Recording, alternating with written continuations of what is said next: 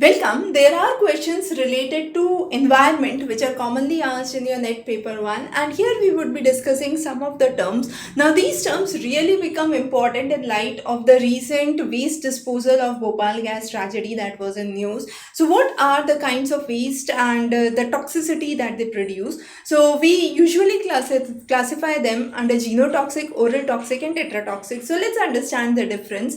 Genotoxic is one that damages the DNA of an individual, and to test this we would use various tests. For example, the Ames test to understand the bacteria, the micronucleus assay in order to understand the chromosomal damage that has occurred, or Comet assay to understand the breaks in the DNA strand which have occurred. Now the examples that lead to genotoxicity include X-rays, gamma rays, UV rays. The chemicals could be benzene, formaldehyde, aflatoxins, or there can be certain viruses that can create the change in the genotype structure. The next is oral toxics. Now oral toxics are those which can be swallowed or ingested, and with a single exposure that could be significantly lethal. So we call it as LD50, that is the lethal dose 50. That means it is expected to kill 50% of the tested population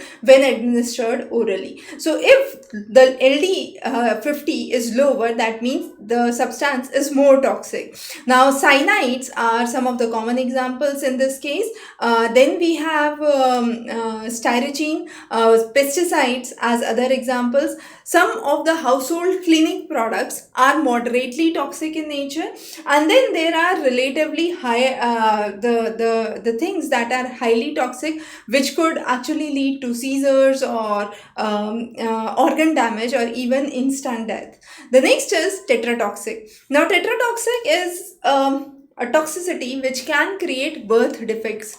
Now birth defects is the abnormality which is in the developmental stage of the fetus. Now what are the ones that would actually lead to tetratoxicity? Include methyl mercury. Now methyl mercury, we have seen numerous cases of fetal abnormalities with the methyl mercury poisoning.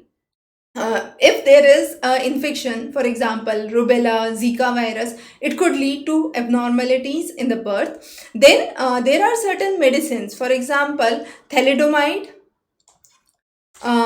Alcohol can lead to fetal alcohol syndrome. Okay, then there are certain anticonvulsants which can also lead to tetratoxicity. So those are the ones that cause tetratoxicity. Now any of these can be responsible for mutations in the body. Mutations is the change in the genetic structure, and the agent that causes this is known as mutagen.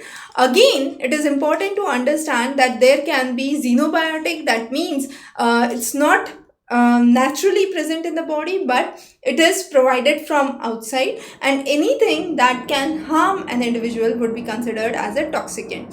So these were some of the important terms in light of the recent Bhopal gas tragedy, and very important for your upcoming examination. Concepts like these are covered in the sections on environment. So in the sections on polity, geography and computing book, we have covered a lot of instances of environment and related issues.